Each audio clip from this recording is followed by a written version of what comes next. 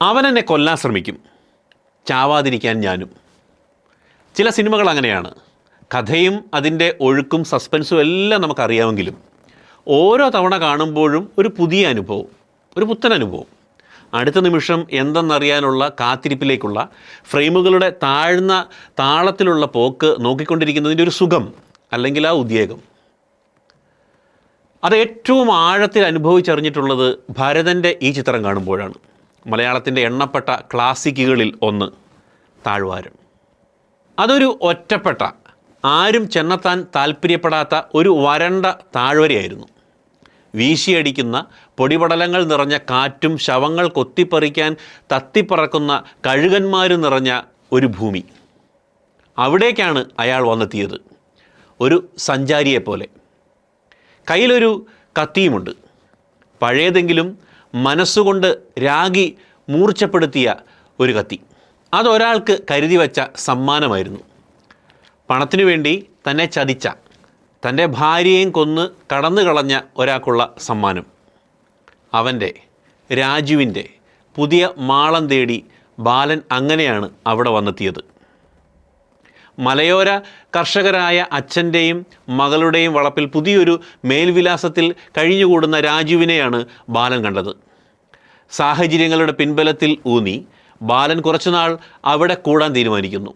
ആ വീട്ടുകാരോട് പറഞ്ഞത് രാജുവിൻ്റെ ചങ്ങാതി എന്നാണ്, ഉറ്റ ചങ്ങാതിയെന്ന്. രാജുവും നന്നായി അഭിനയിക്കുന്നുണ്ടായിരുന്നു. പക്ഷേ മറ്റുള്ളവർ കാണാതെ അവരുടെ കണ്ണുകൾ ഇടയുമ്പോഴെല്ലാം അവർ മനസ്സുകൊണ്ട് പരസ്പരം പറഞ്ഞു, നിൻ്റെ അവസാനം എൻ്റെ കൈകൾ കൊണ്ടാണ്.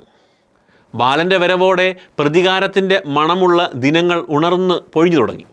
ജീവിതം തകർത്തവനെ കൊല്ലാനുള്ള സൗകര്യപൂർവകമായ നിമിഷത്തിനു വേണ്ടിയുള്ള കാത്തിരിപ്പ്, കൊല്ലപ്പെടാതിരിക്കാനും.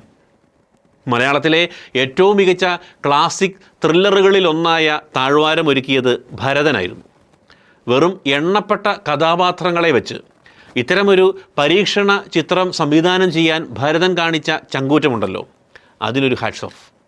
പിന്നെ മലയാളം കണ്ട ഏറ്റവും മികച്ച തിരക്കഥാകൃത്തുകളിൽ ഒരാളായിരുന്നു കഥയൊരുക്കിയത് MD വാസുദേവൻ നായർ.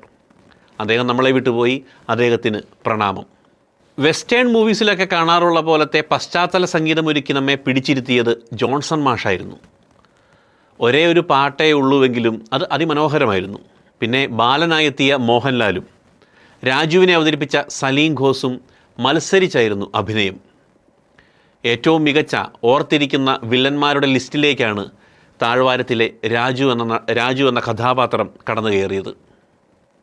ഇനി എന്നെങ്കിലും ഒരു ഇംഗ്ലീഷ് ത്രില്ലർ കണ്ട് അസൂയ തോന്നിയെങ്കിൽ ഈ ചിത്രം ഓർത്താൽ മതി, താഴ്വാരം ഓർത്താൽ മതി.